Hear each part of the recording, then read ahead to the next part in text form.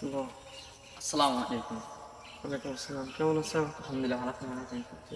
আচ্ছা কাকা, আমি তো মাঝে মাঝে একটা বিষয় নিয়ে খুব চিন্তা করি। আমি যখন কবরে আসি, এই গোরস্থানে আসি, তখন আমি তো খুব আমার ভয় লাগে, কারণ আমরা তো অনেকে আছি যারা জেনারেল স্টুডেন্ট, তারা এই কবর মাঝে শুয়ে আছি। যদি আমরা মাদ্রাসা বা কোনো বড় মৌলানা হতাম বা কোনো হুজুরের ছেলে হতাম, তাহলে হয়তো আমাদের জন্য এই কবরের আযাব সহজ হয়ে যেত। আসলে এটা বিষয়টা হচ্ছে আমাদের একটা ভুল ধারণা, বুঝছো? কারণ যার যার কবরে শেষ হিসাবে আমরা এতটুকু জানি।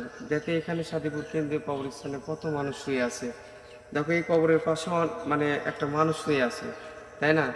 এই কবরটা কার জন্য কেমন হবে, এটা কোনো হুজুরের বা কোনো লাইনে পড়ার কারণে বা কোনো একটা স্বনামধন্য ব্যক্তি কারণে এই কবরের আযাব কম হবে, বিষয়টা এমন না।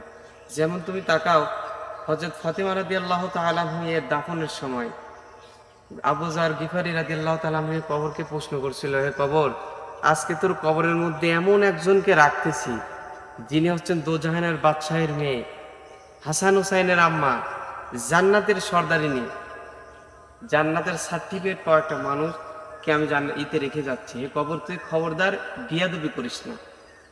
কবর থেকে প্রথমবার জবাব আসে না, দ্বিতীয়বার জবাব আসে না, তৃতীয়বার জবাব আসে না যে আমি কবর হাসান হুসাইনের আম্মাকে চিনি না, জান্নাতের সর্দারিনীকে চিনি না, আমি রাসূল সাল্লাল্লাহু আলাইহি সাল্লামের মেয়েকে চিনি না, কার হুজুরকে হ্যান ত্যান স্বচ্ছতা আমি কাউকে চিনি না। আমি শুধু চিনি তার কি, তার আমল।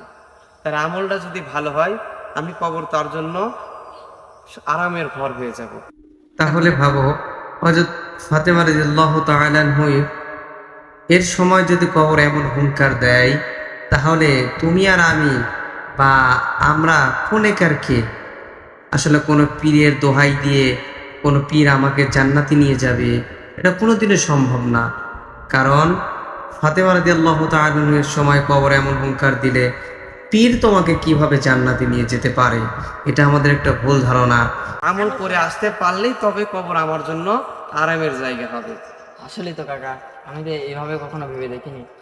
আমাদের নেক আমল করতে হবে সবসময়, ইনশাআল্লাহ।